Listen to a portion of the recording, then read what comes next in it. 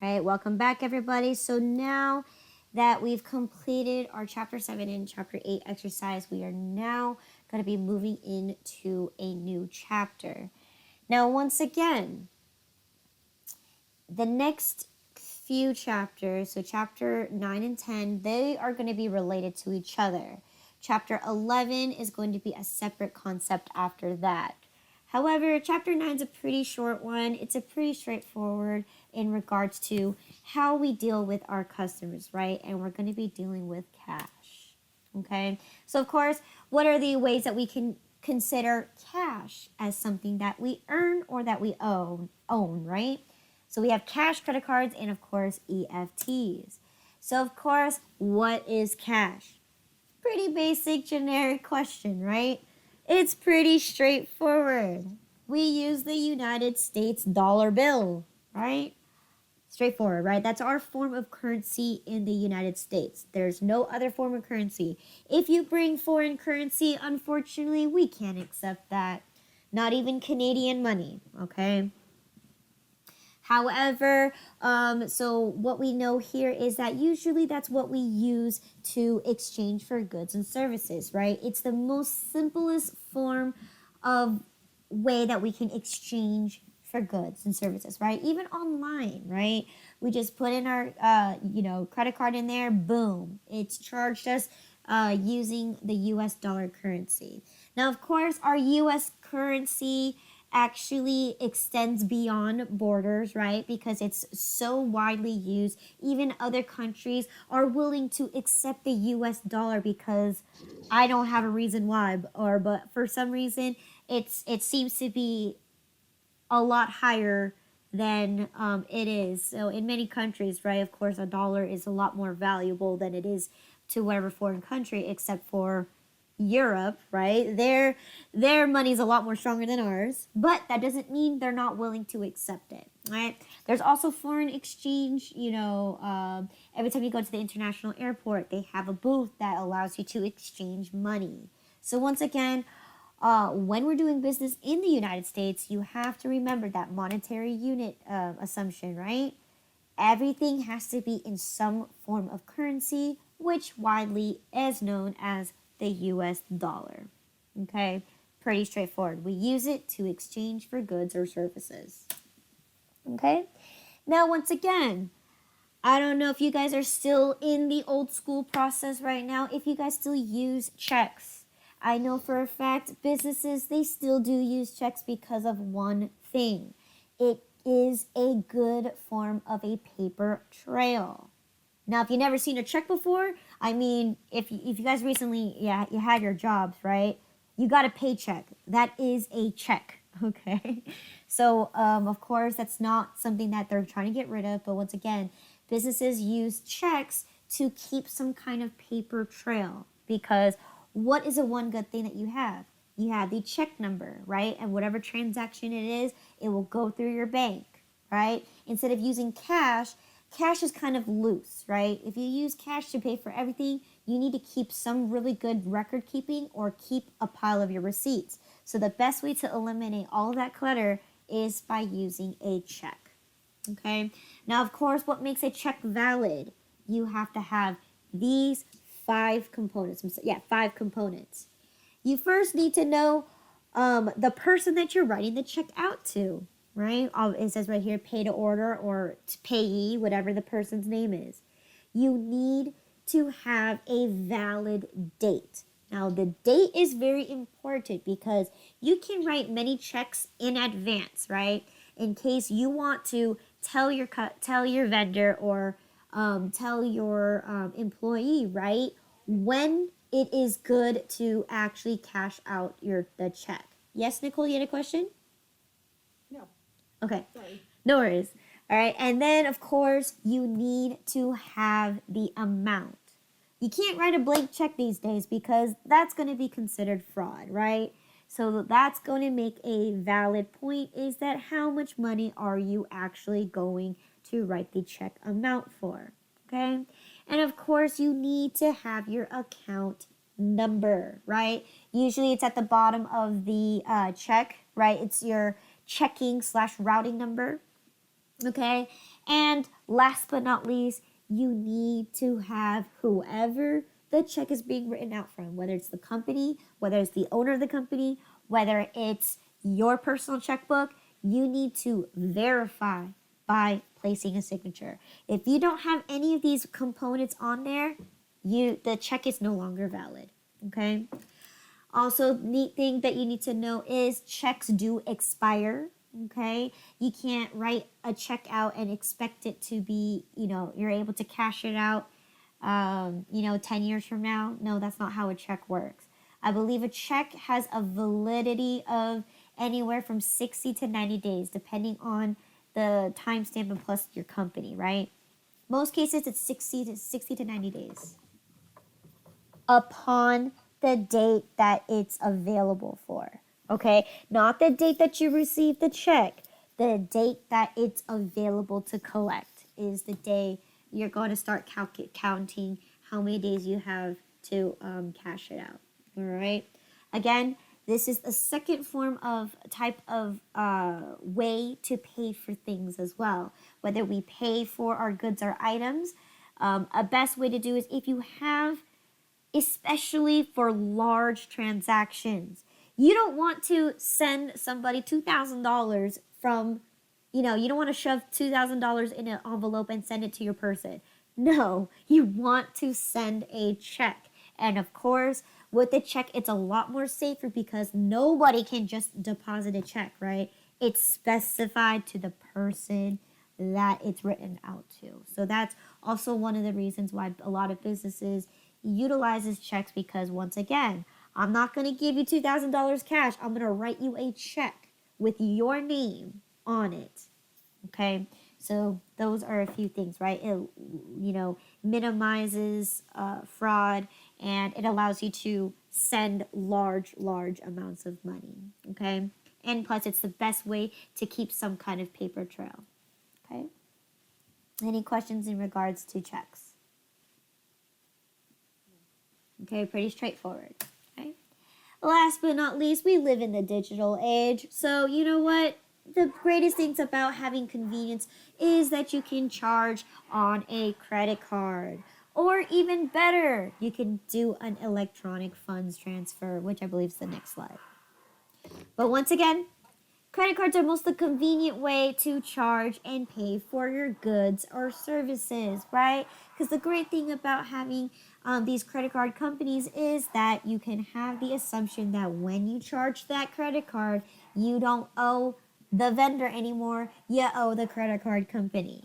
Now, there are a few things that you need to know, especially if you are the business and you are allowing acceptance of a credit card, okay? So this is something that we will learn both in accounting and QuickBooks, okay?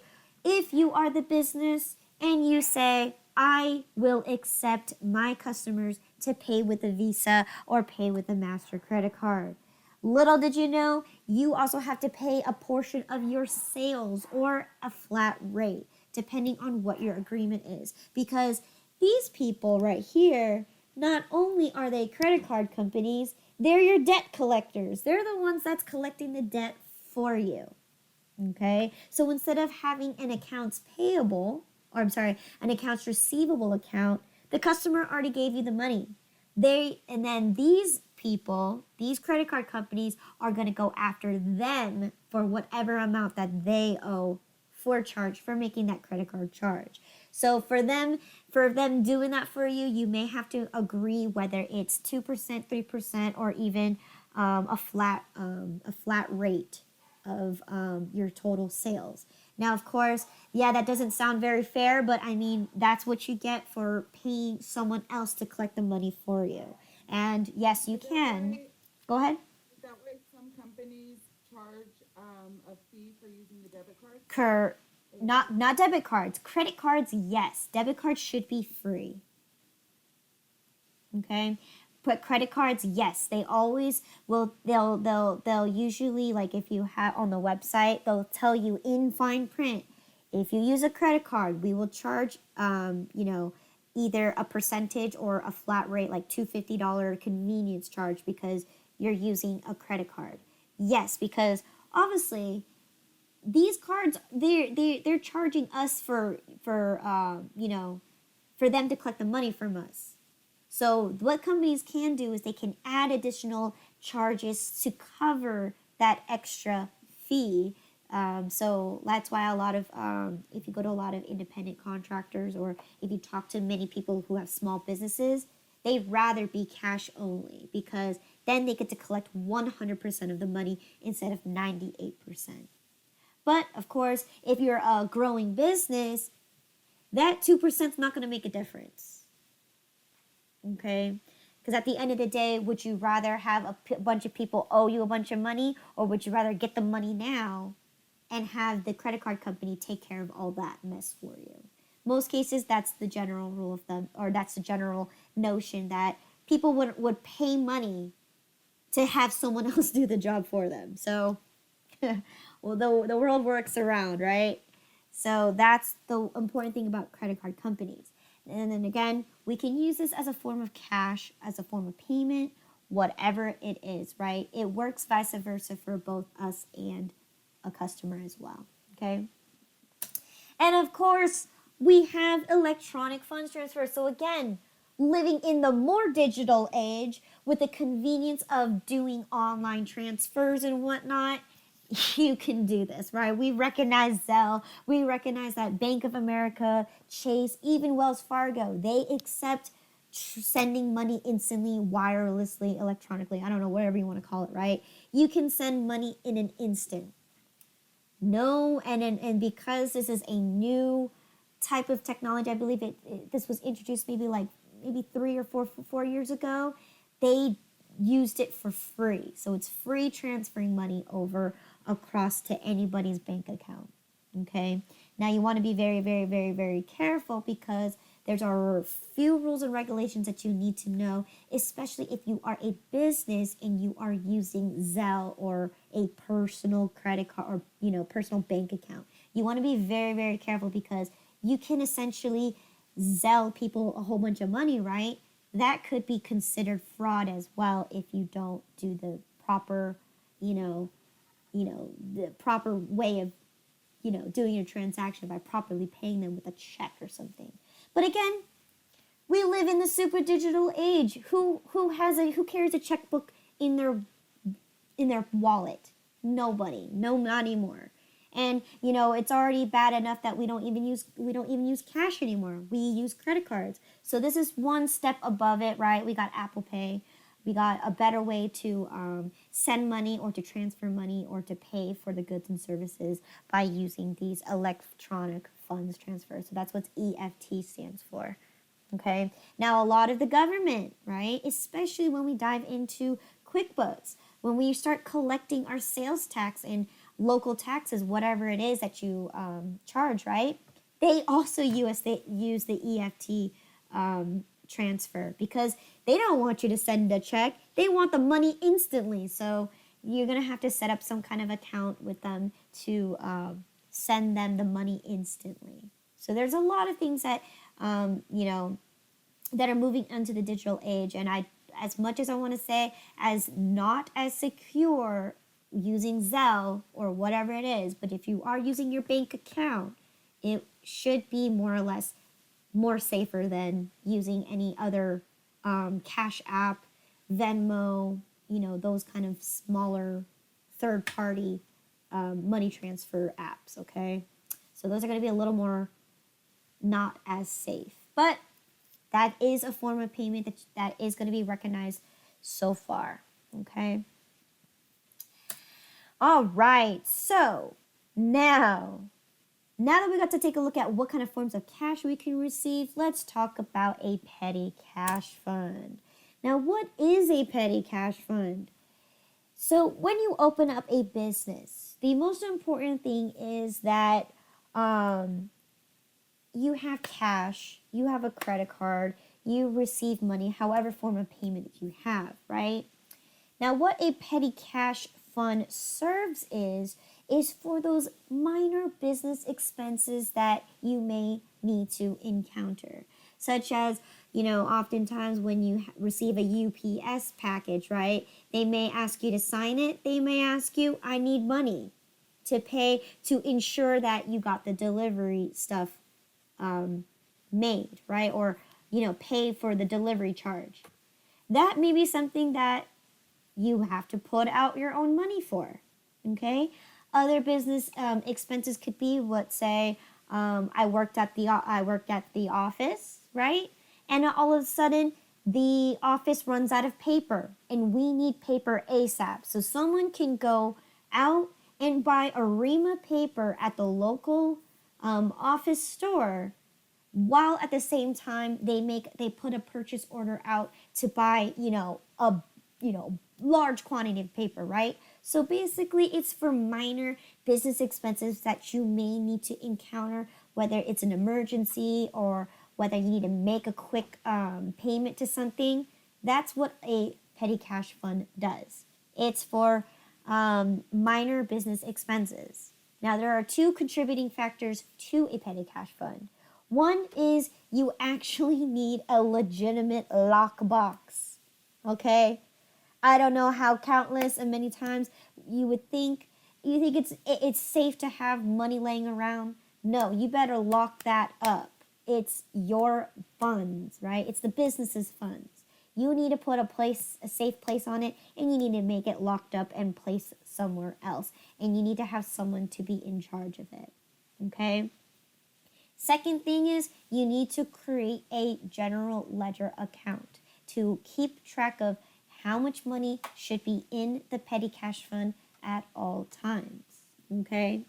So again, oftentimes what you will notice is as the petty cash fund gets used, right, the main key factor is that the lockbox must consist of all the receipts for every business minor transaction, including the exact change for a petty cash to actually function, okay?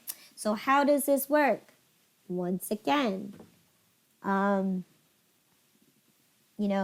let's say you have $500 in a petty cash fund, right? You take $100 out to go buy the office a whole meal. The bill came out to be $75. So therefore, you need to come back to the petty cash fund, put the receipt for $75, and also give the exact change of $25, because at the end of the day, the value of the total petty cash fund should be the total amount of receipts plus the cash that is in there should equal the total amount that you started out with, okay? And this will make sense when we start doing the examples.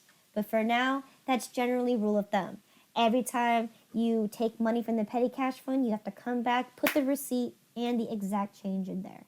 And once the petty cash fund gets low, the next thing is you're going to have either the owner or whoever's in charge of the petty cash fund, they're going to write a check to the petty cash fund or, whoever's in charge of it to go to the bank, get the money that they need to put into the petty cash fund, okay?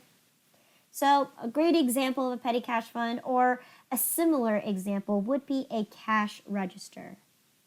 Your cash register must have money at all times.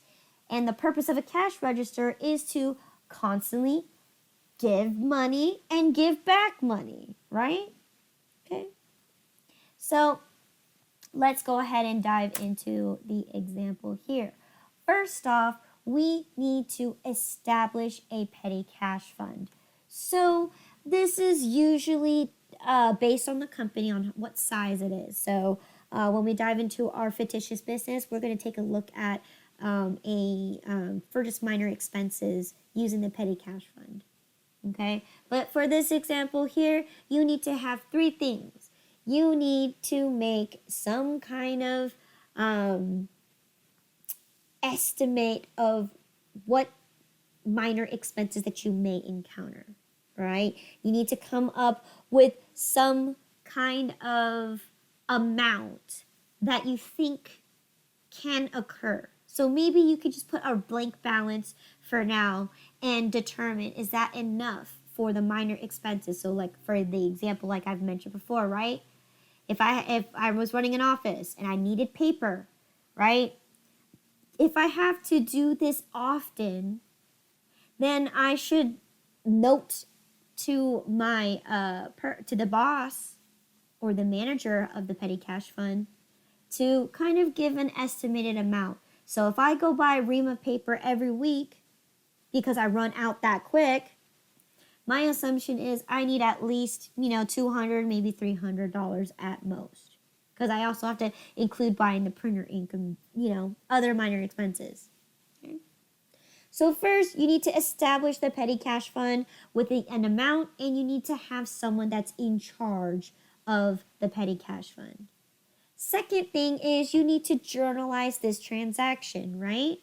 And then lastly, you need to create the general ledger account to make sure that you are aware of how much the petty cash fund should have at all times. So in this case, right, the example here says on January 5th, you establish a petty cash fund for $500.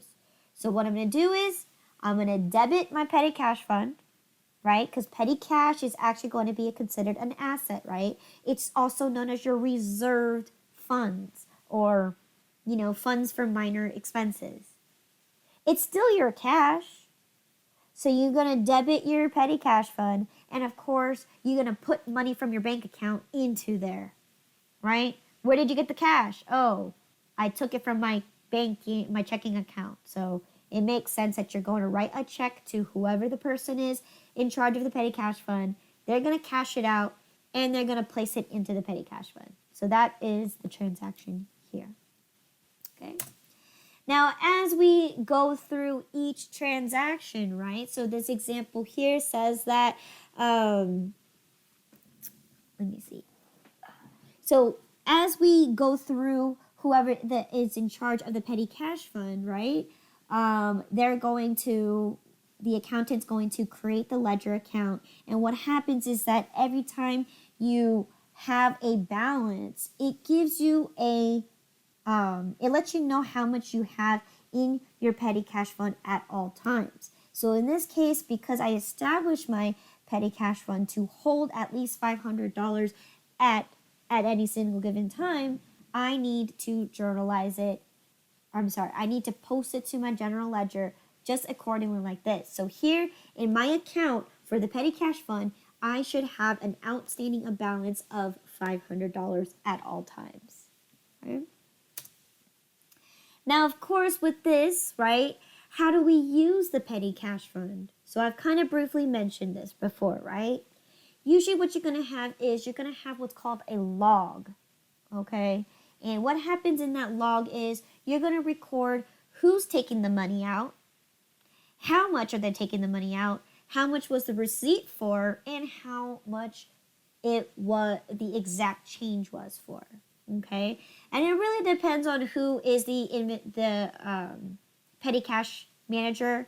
Most cases, oftentimes, if they don't want to do it like that, they can create whatever spreadsheet that they want to keep track of it. But for most ideas, that should be general rule of thumb is you need to know who took the money out, and lastly, you need to know why or what they bought or what was the exact change that they brought back to you. Because ultimately, that's going to determine the balance in your petty cash fund. Okay? So, again, every time you do a transaction, right? Someone takes money out, you're expected that the receipt's going to come back with the exact change. And like I've mentioned before, at any given time, whether it's full of receipts or full of cash, the value is going to remain and stay whatever you establish your petty cash fund as. So my whole box could be a bunch of receipts that's worth $500, but there's no cash. Perfect. Then that means I spent every single dollar in my petty cash fund. Okay? I can have $250 worth of receipts in there and $250 in cash in my petty cash fund. I still have my established amount, which is the $500. Okay. You can use this as reimbursement checks, you can use that as a reimbursement. So if someone paid with their own personal credit card, you can use the petty cash fund, right? You just give them the receipt, and then you just take the money from the petty cash fund and said, here you go. I'm reimbursing you for your generous contribution, whatever it is, right? Okay. Now, of course, this is what a typical ledger would look like, or a typical, what do you call it? List of the transactions. So here, once again, I've mentioned the date is important. Who took the money out? What was it for? Right here, how much did they actually take from the petty cash fund? What was the actual receipt amount? How much exact change? And of course, you're going to have an account balance as well. So in this case, this is an extensive look at a log for the petty cash register. Okay. But however, when we're looking at this, at least I'd be able to keep track of how much money I should have in my ledger or in my petty cash fund at all times. And I can honestly take a look here, because what happens is when you let people take money from the petty cash drawer is they oftentimes forget to bring the receipt back, and they also forget to bring the exact change back.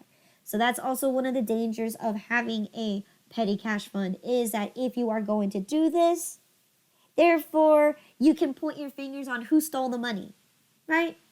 Okay, and etc., etc. You'd be able to pinpoint exactly who took the money out from the petty cash fund. So that's how you can solve for who stole the money. So in most cases, whoever the petty cash manager is, they need to be on to the person who borrowed the money in the first place, or took the money for the first place, and they must give you the reason why, and they must give you the exact change with the receipt to prove that they use the money for this transaction. Okay. And then what happens when we're low in our petty cash fund? So in this case, a whole bunch of transactions went over, right? So now I have a total of $56 left in my account, right? That's my account balance. It's low. That means I need to replenish my petty cash fund, okay? Now, how are we going to journalize this? This is exactly how you're going to recognize it. You're going to count all of the total receipts that are in the lockbox or the petty cash fund, okay? You're going to recognize every single expense account that is related to every single receipt, all right? You're going to journalize all your expenses first. And then you're going to write the check amount for the total amount of receipts. So because I have $56 left, right? So going back to my previous one, I have $56 left. In grand total, I only spent $443.18 of the petty cash fund.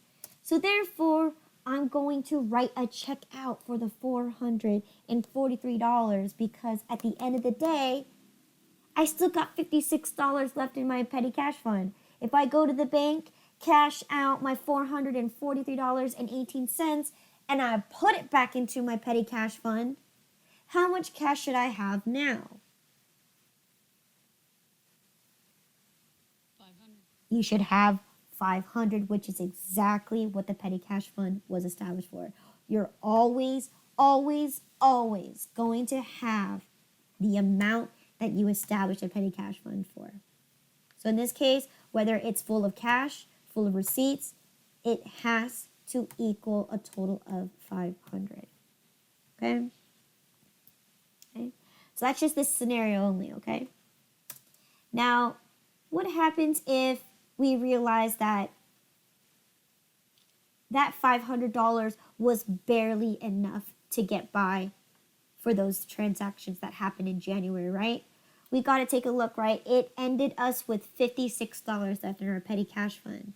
So if that was going to be a determining factor, that means we may need a possibility to increase our petty cash fund. Now, how we increase it? Once again, you're going to talk to your boss or whoever the petty cash manager is. They're going to come up with some estimated amount of number. Okay, if $500 was not enough for January's expenses, let's just increase it by maybe a couple more $100, and that should give us a total of $700 in the petty cash fund. Then once again, you're going to have the person write a check out, cash the check, and place it into the petty cash fund. And that's what you're going to do. You're going to debit your petty cash fund and you're going to credit your checking. And this was for February 5th. So this is for the February transactions. Okay. So we're increasing my petty cash fund from $500 to become $750. Okay. By adding an additional $250 into the cash already, right? The cash right now is there's already $500 in there right now. I just need to increase it by $250 to give me a grand total of $750. So here you go. In this case, now my new balance in my petty cash fund is now $750. Okay? And of course, all the minor expenses that happen when you replenish it once again. So again, I just threw numbers here as an example. And this time, I didn't make that many expenses. I only made $178 worth of expenses. So once again, that's how you determine how to establish your petty cash fund, how you increase it, and how you replenish it. Is you don't use the petty cash fund when you're replenishing the cash. You're just calculating all of the receipts and you're writing a check out to pay for these expenses, and basically you're buying those receipts and basically putting cash back in place of those receipts. That's essentially what this is. Okay? All right. Any questions so far?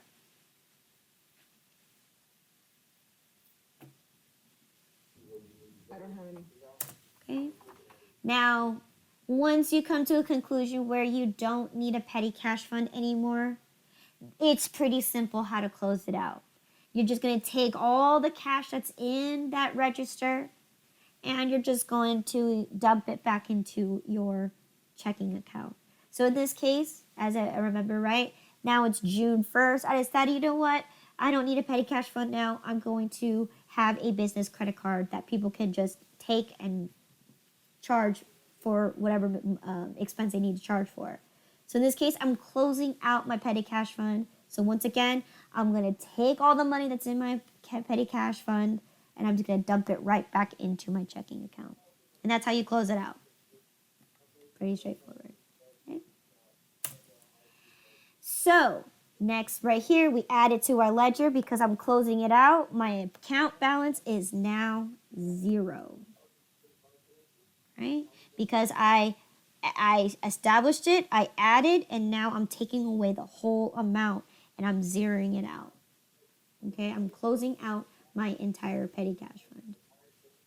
Okay? Now, let's talk about a cash register, right? So as I mentioned before, right, a cash register is similar to a petty cash fund, right?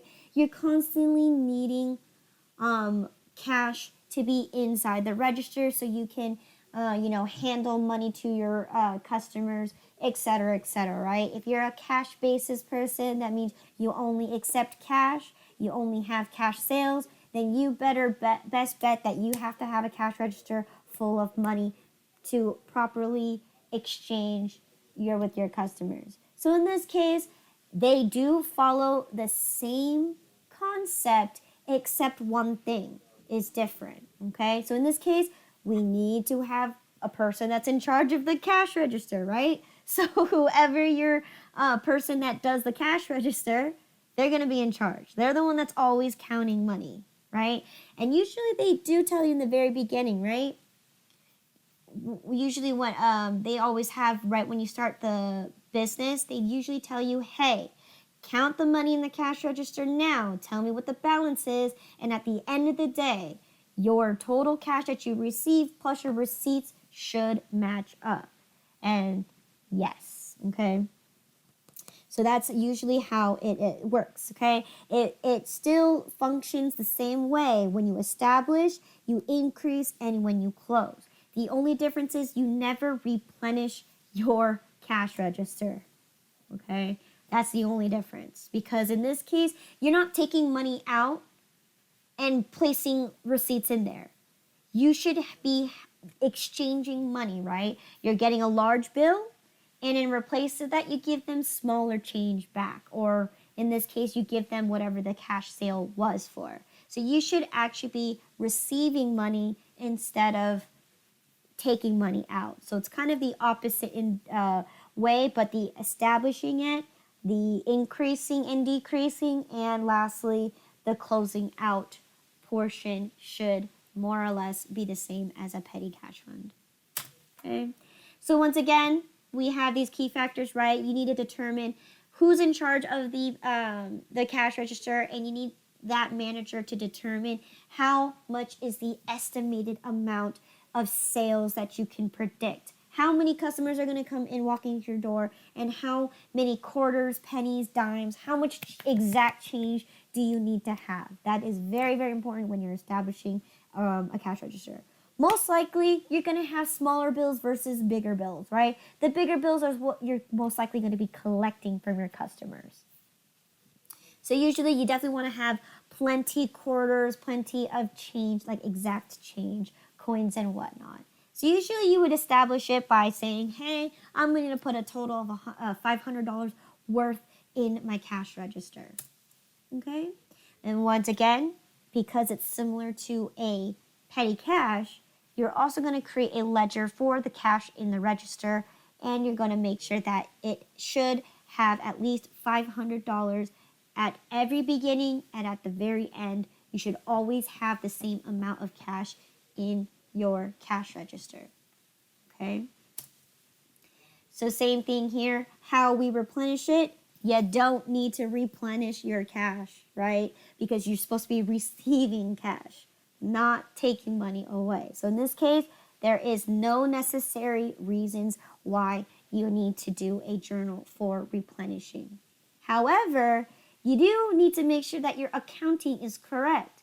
Most oftentimes what happens is you're always going to count your total receipts up, right, your total sales, and you're going to count how much extra cash, and it should match the total receipts that you have.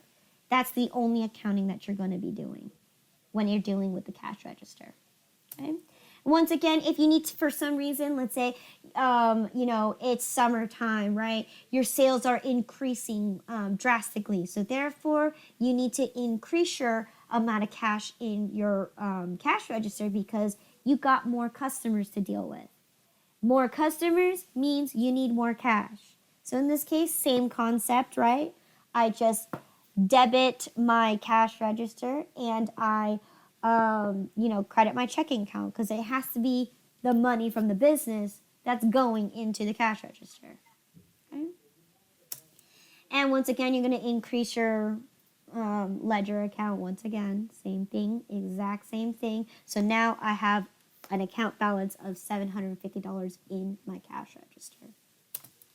Now, once again, for any reason that you feel that it is necessary to close up your cash register, same process, right?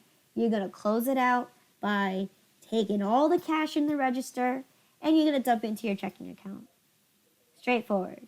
Now, for most companies, if you're you only accept credit cards, then you lose out on those cash sales. Now, again, this is just an example. Again, depending on what your business is nowadays, everyone is accepting virtual money, whether it's a credit card. But that doesn't mean that they don't have a cash register somewhere. Okay? Because once again, cash is one of the easiest and the most readily available form of transaction or form of payment that you can use to receive a good or service. So closing on a cash register probably isn't something you're going to do often, but in case that you do, for any reason, if so, whether it's, closing out your company itself, this is what you would do. You, like I said, you take all the money in the cash register and you dump it back into your checking account. Straightforward. Okay? And once again, that's exactly what you're going to do to your ledger. Once you've recorded it in your journal that you're going to take all the money and put it in your checking account, you're going to update your ledger saying, hey, I'm closing out my cash register by taking out all the money. So therefore, your account balance should reflect as 0. Okay. Any questions so far on a cash register? So that is probably more useful than a petty cash fund. You're more likely to have a cash register over a petty cash fund. But yeah, any questions? Okay.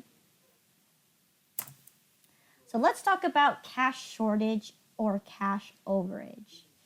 Now, oftentimes, what happens is that when we do our accounting, whether it's counting the cash receipts versus the cash money that you have in the register, or whether it's you're calculating the total amount of money that's in the petty cash fund. Now, the reason why you would have a cash shortage or a cash overage could be many, many, many reasons.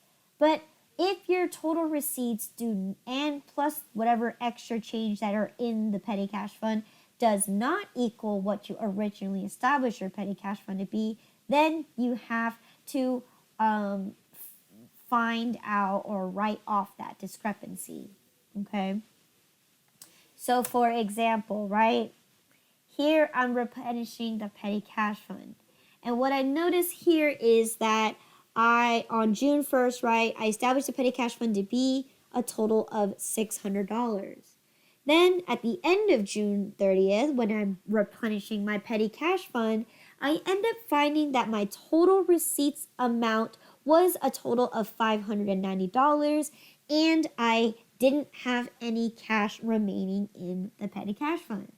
So therefore, I am short. I have $550 worth of receipts, but I have no extra cash left remaining. Therefore, I am short by $10. Now, where did that $10 go? Someone could have taken it out of the petty cash fund. The boss could have taken it out because obviously the boss should be able to have all access to all of his money, including the petty cash fund. So for whatever reasons, or maybe you forgot to record that someone took $10 to go buy something. So there are many reasons why you would have a cash shortage, right? Because fault could be the petty cash manager forgot to record it. Someone took it out from the petty cash fund without telling anybody. Or 3, they just stole it from the petty cash fund straight up. Right? It's easy, readily available cash. So what's going to happen is you're actually going to recognize that you have a cash shortage or a cash overage. In this case, you're missing $10. Right? And once again, you're going to replenish the account with the total amount that you originally started out with. So in this case, you're going to put $10 extra into the petty cash fund, and then you're going to investigate where that $10 went missing. Okay? So it's whether you, bring every person into the room and say, hey, who stole that $10? Or whether if it's too minor of the $10 isn't something that you care about, then you can go ahead and forget about it.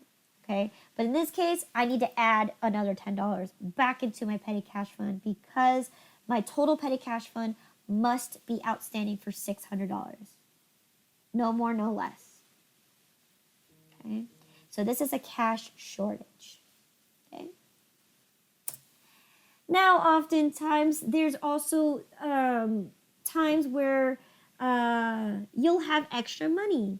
Okay, so for this example, right, on June 1st, we established the petty cash fund to be $600. However, on June 30th, you end up counting your receipts to be a total of $600, but you have a total of $20 remaining in your checking in the petty cash fund. You have $20 left in there, but you counted your receipts to be total $600. So therefore, you have a cash overage. You have too much money in your petty cash fund. Many reasons is maybe your boss decided to be generous and just donate money to the petty cash fund. Just drop a 20 in there. Be like, I got extra money laying around. I'm going to just dump it in there without letting anybody know. Another thing too is maybe they took money and they accidentally stapled another receipt in there. Or maybe someone paid $20 extra with their own personal credit card and forgot to get reimbursed for it. There's many reasons why you would have extra money in your petty cash fund. Oftentimes, for a cash register, right, you'll end up having too much money in your cash because sometimes your customers might be generous and say, keep the change. You keep the change, then therefore you got extra money, okay, in the register. So once again, you have a $20 extra. So what you're going to do is you're actually going to write a check for less amount because at the end of the day, the total cash in the register, or I'm sorry, in the petty cash fund must be $600. So in this case, I just need to write a total of $580 because I have $20 in there already. Okay. Any questions in regards to cash shortage or cash overage? I don't have any. Okay. So, once again, chapter review. So, the only thing I want you guys to know for this exam is I only need you to know how to establish a petty cash fund, how to increase it, and how to close it out. But most importantly, I need you to know how to replenish it. Okay? That's it. It's already easy to establish, but one thing that I don't want you guys to do is when you replenish the petty cash fund, if you put petty cash, that's a big no-no. Okay? Never use the petty cash fund when you are replenishing the petty cash fund. You only use the petty cash fund account when you're establishing, increasing/decreasing, as well as closing out the account. Never to replenish. Okay? All right, that's all I need you to know for chapter 9. Any extra questions? No. Okay. All right, so let's go ahead and take the next maybe 15-20 minutes or so to complete the exercise for chapter 9. Okay, so question number 1 through 3 are related.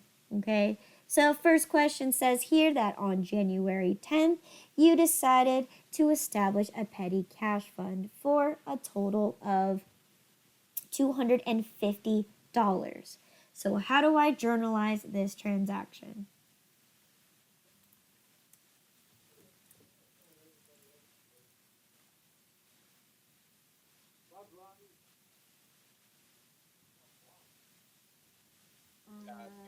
January 10th.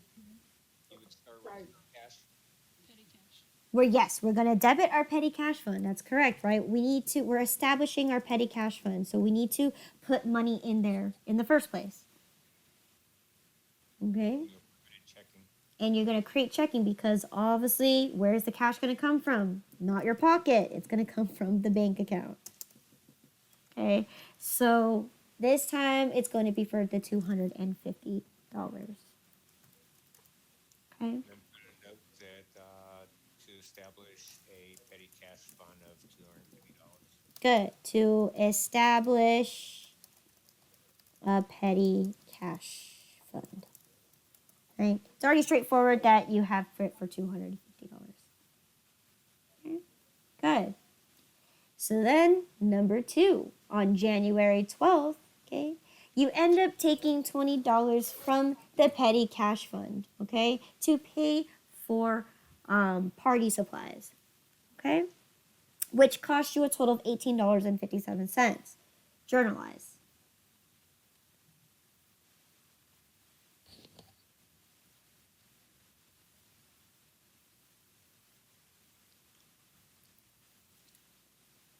This is where I got a little confused. Okay. Party supplies? All right. So when do we recognize those expenses? When we spend the money? Mm, Or no, when we pay it back? when we pay it back. Correct. So in this case, this person is taking the money out that day. So we just put their name and the date? So in this case, this is a journal. We can't put that information on there because that's not an account. A name is not an account. But yes, on a log sheet, you would put the name. You would take the amount that they would take the money out for with the total receipt amount and the exact change. That's correct. But in this case, I'm asking you to journalize this transaction. Okay, so would we maybe debit business expense and credit petty cash for the $20? No, you will never use Oh, that's right, petty cash fund. Right. I know that's Okay, only if you're increasing, establishing, or closing out. So in this case, this is a trick question. What are you going to journalize? I even read the accounting notes and I couldn't figure this one out. Okay, so in this case, right, the person's just taking the money out to buy the party supplies. Business expense? No. So this is a trick question, and Nicole is on the right track. You don't recognize it until you pay it back. Party supplies. No. You recognize it when you're paying back the money. So in this case, I'm just taking the money out. Petty cash. No.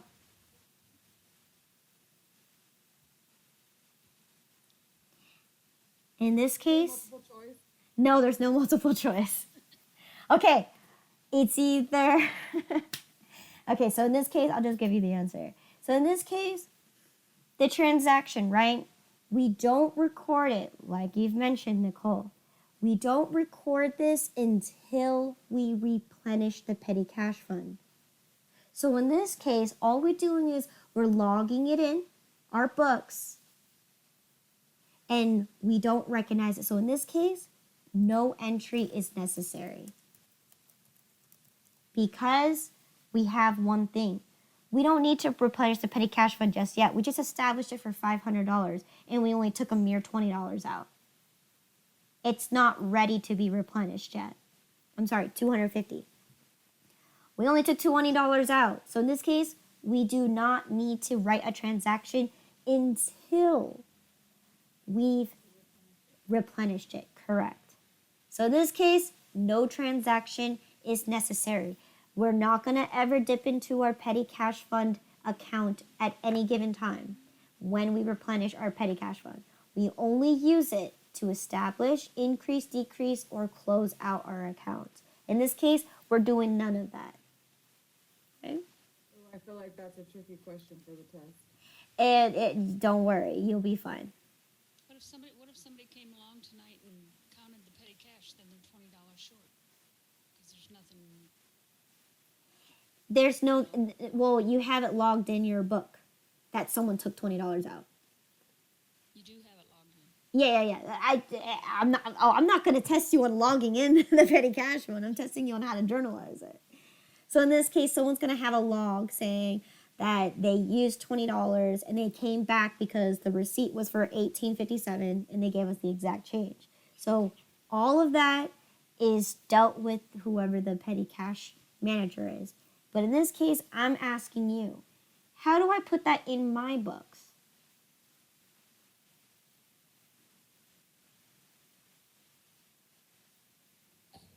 Okay. What's the question? So the question is, that's the petty cash manager's job, right? To keep track of the petty cash fund. My question is, how do I record that this transaction has happened? By putting the receipt in there? Yeah, okay, but remember, by you putting in the receipt in the petty cash fund, when do we actually get to see that receipt? When we replenish it, right? So right now, is it the time to replenish it? No, we're just recording, or I mean, in this case, we're not in charge of the petty cash fund. We're just the accountant. We won't know until the boss says, "Hey, here's all the receipts. Here's all this. I just replenished the petty cash fund just now." So in this case, you don't even know anything about the petty cash fund. So in this case, excuse me, all you know is that it is established for $250. You're not in charge of the petty cash fund, you're the accountant. So in this case, every transaction that occurs using the petty cash fund, you will not recognize it until the boss decides to say, here's the receipts, here's the check for the petty cash fund, you do the math. Okay? So in this case, we do not journalize our transactions as we go. We wait till we replenish the petty cash fund for us to recognize it later on. Okay? So then on January 31st, okay, you counted up the total receipts up in the petty cash fund to in the amount of $179.65. And you also had a remaining cash of $70.35. Now the question is, we're going to replenish the petty cash fund. Okay. So, in this case, since I wasn't specific on what we bought, go ahead and use either receipts expense, whatever you want to do, okay? In this case, we don't know what the expenses were, so you could just generalize them and say business expense. However, we counted a total of $179.65. And we also counted that there was $70.35 remaining. Okay, so how are we going to replenish this petty cash fund? So we would do the business expense and then debit the $179.65. So business, good, business expense, right? That's your receipts, right? For the $179.65, good. We have the remaining cash of the $70.35. Now, do you journalize that, or how would you acknowledge that? Checking. You do write a check. Okay.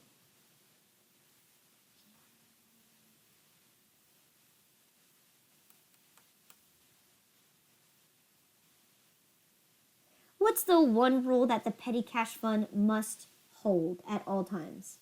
How much money should it hold at all times? 250. $250. Good. And you counted in the lockbox that you have a remainder of $70.35. So how much cash should you put back into the petty cash fund? Because right now $79.65. it should be $179.65. So in this case, there's no cash shortage or cash overage. You have the exact amount right here. So because you have $70.35 in the petty cash fund right now, your balance needs to equal $250, and you have a whole bunch of receipts that total up to a total of $179.65. So how do you put that cash back in there? By writing a check. Absolutely correct. Okay, and this one's going to be to replenish Petty cash. Okay, so that means the next time you have a transaction, right, your lockbox is full of $250 worth of cash. Okay, for the next minor business expenses that you need to encounter. Okay, is everyone okay with this concept? Get it? Yes. Okay. Yeah, So. I was answering you, but my mic was muted for like 2 minutes, and I figured it out. No worries. Okay, so once again, when you recognize, so look at the date. When did you recognize that you have to replenish the petty cash fund? At the end of the month. At the end of the month, right? Or when the cash is low. So in this case, my cash was at $70.35. Whoever the petty cash manager was, they said that, hey, flag, it's a little too low, let's replenish it. So then your boss came up to you and said, here's all the cash receipts. This is how much cash was in there remaining. And here, calculate me the total that I need to write the checkout for. So in this case, we wrote out for $179.65 plus the $70.35 in the petty cash fund remaining should give you a grand total of $250. Okay. Good. All right. So then, assume questions 4 through 6 are not related to the previous questions. So then, on February 1st, okay, you decided to establish your cash register to be $500. So in this case, Cash in register. so February 1st, cash in register, right? How do we get the cash in the register? Yes, right? We need to write a check for someone to cash it out and put it in the register. So in this case, for how much? $500. And once again, I'm going to go ahead and write here, establish.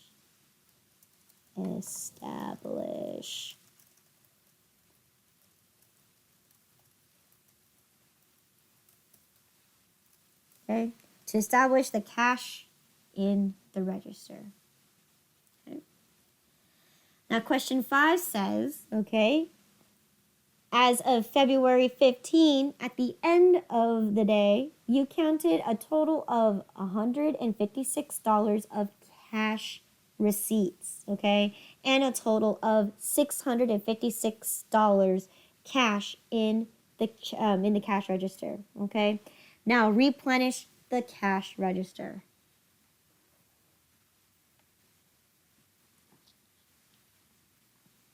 Can you scoot up a little bit so I could see the one right before it?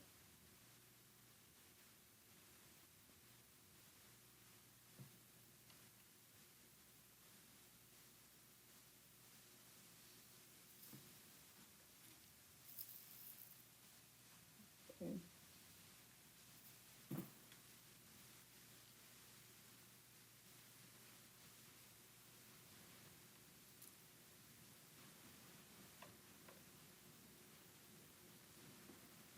Okay. So question number 5 says that on February 15th, the end of the day, okay, you counted up your total cash receipts to be a total of $156. And you also counted that your total cash in your cash register was a total of $656. Replenish the petty cash fund. I'm sorry. Replenish the cash register.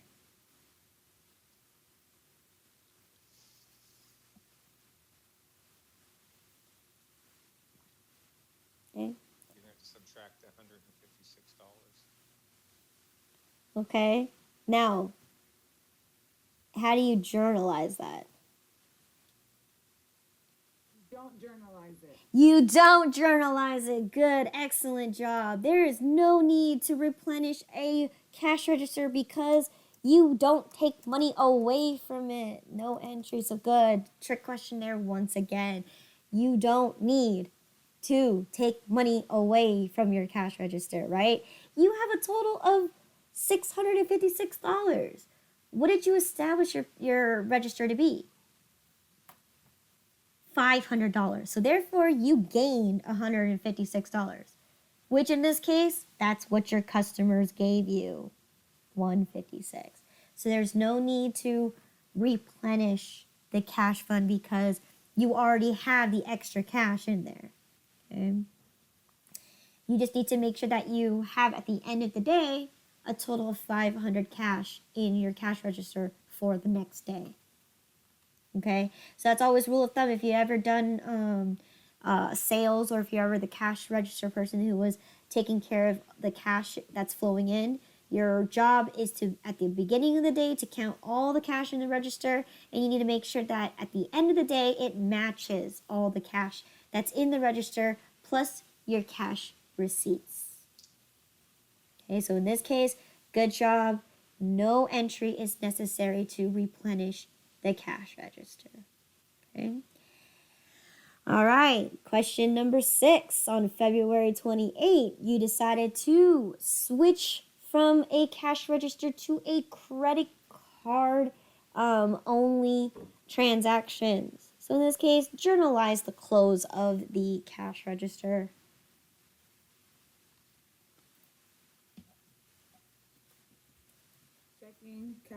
Checking for debit and then cash in register for credit. Good, right? Because the idea here is we're closing it out. Therefore, we're going to take all the cash in the register and we're going to dump it back into our checking account for the original amount, which was $500. Okay. Excellent. And then once again, to close out the cash register. Okay. Excellent. Right. Any questions so far? This kind of is a shaky idea, but it's just because you're most likely commonly not to use a petty cash fund, but you're more commonly to use a cash register. Now, once again, the idea is the same. And once again, we never replenish a cash register. Never. You don't need to add money back in there, because money's never taken out in the first place. But when we're dealing with a petty cash fund, you need to always replenish it so then you have always, cash readily available to make your minor expenses at the end of whatever you decide to replenish your petty cash fund for. You always want to make that pile of money available to make those minor expenses. If you never replenish your petty cash fund, then there's no purpose of having one. All you're doing is just taking money away, taking money and taking. Okay? So any questions in regards to that? Okay. So number 7, if you have established a petty cash fund for a total of $200 at the end of the month, okay, you calculated all the total amount of receipts to be a total of $155.20 and a cash to be $50 even. You have a blank in the petty cash fund. Overage. What was that? Overage. Well, let's see. What is 50 plus? Yes, perfect. Good. Right? You take the 155.20, you add the 50, right? That should give you 205.20. Therefore, you have too much money in your petty cash fund. You have an overage. Okay? Lastly, number 8, okay? If you have established a petty cash fund for $200 at the end of the month, you calculated a total receipts to be a total of $150.54 and cash to be $24.46. You have a blank in the petty cash fund. Cash shortage. Yes, you're short by, I think that's what, $5? No, let me see. 150 plus 24. It's like $27. Yeah, you're short by a lot. Shortage. Okay. All right. So once again, I'm only going to be testing on you knowing how to establish a petty cash fund, and the bare minimum is to replenish it.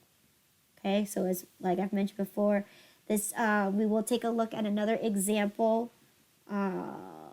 Maybe Thursday.